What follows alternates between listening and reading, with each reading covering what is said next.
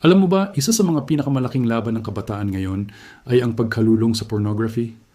Kung isa ka sa mga nakikipaglaban dito, gusto kong malaman mo na hindi ka nag-iisa at may pag-asa.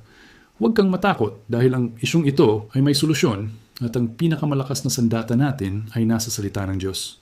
Una sa lahat, mahalagang maintindihan na ang laban na ito ay hindi lang pisikal kundi espiritual. Sabi sa 1 Corinthians chapter 6:18, "Flee from sexual immorality.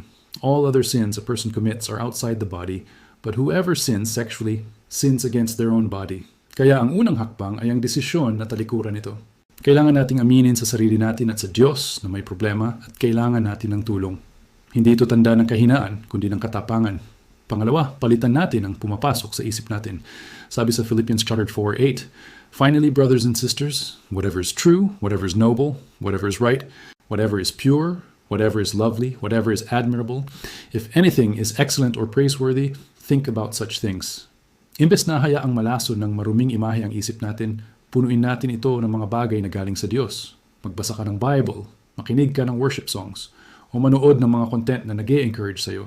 Kung ano ang laging laman ng isip mo, yun ang hahubog sa puso mo. Pangatlo, maghanap ka ng accountability partner. Sabi sa James chapter 5:16, "Therefore confess your sins to each other and pray for each other so that you may be healed." Humanap ka ng isang trusted na kaibigan, pastor o mentor na pwede mong pag-openan ng iyong pinagdadaanan. Yung taong hindi ka huhusgahan, kundi ipapanalangin ka at tutulungan kang manatiling matatag sa iyong desisyon. Ang pagiging bukas sa iba ay isang malaking hakbang tungo sa kagalingan. At ang pinakamahalaga sa lahat, kumapit ka ng mahigpit kay Jesus.